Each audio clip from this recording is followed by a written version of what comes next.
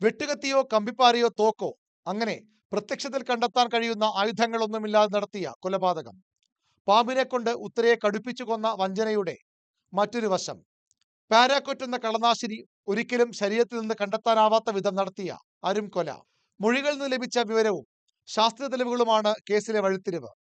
ഏറ്റവും ഒടുവിൽ ഗ്രീഷ്മയുടെ വീട്ടിലേക്ക് പോകുമ്പോൾ റിജിൻ എന്ന സുഹൃത്തിനെ ഷാരോൺ ഒപ്പം കൂട്ടില്ലായിരുന്നുവെങ്കിൽ ഈ കേസിന്റെ ഗതി തന്നെ മറ്റൊന്നാകുമായിരുന്നു. പച്ച നിറത്തിൽ ഷാരോൺ ഛർദ്ദിക്കുന്നത് കണ്ടെന്ന റിജിന്റെ മൊഴി നിർണായകമായി. കളനാശിനിയുടെ സാന്നിധ്യം ഷാരോണിന്റെ ശരീരത്തിലോ വസ്ത്രത്തിലോ ആന്തരിക അവയവങ്ങളിലോ പോലും ഉണ്ടായിരുന്നുമില്ല. ശരീരഭാഗങ്ങൾ അഴുകിപ്പോയതും 3 പ്രാവശ്യം ഡയാലിസിസ് നടത്തിയതുമാണ് തെളിവുകൾ നഷ്ടപ്പെടാൻ കാരണമായത്. ഫോണുകൾ പരിശോധിച്ചതിലൂടെ ചില തെളിവുകൾ കിട്ടിയ അന്വേഷണ സംഘം ചോദ്യം ചെയ്യൽ കടുപ്പിച്ചതോടെ കളനാശിനിയുടെ വിവരങ്ങൾ പുറത്തു വന്നു. പാരാക്വറ്റ് കമ്പനിയുടെ ഒറീസയിലെ ഫാക്ടറി വരെ അന്വേഷണ സംഘം എത്തി. യൂട്യൂബിൽ തിരച്ചിൽ നടത്തിയത് പ്രതിക്ക് വിനയായി.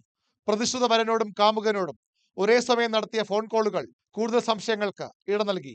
ജയിൽ വേണമോ വീട് വേണമോ എന്ന് അന്വേഷണ ഉദ്യോഗസ്ഥന്റെ ചോദ്യം. ഒന്നാം പ്രതിയുടെ അമ്മയും അമ്മാവനും സത്യങ്ങൾ പകൽ പോലെ വിളിച്ചു പറഞ്ഞു. 48 സാഹചര്യ തെളിവുകൾ, 95 സാക്ഷിമൊഴികൾ, 323 രേഖകൾ.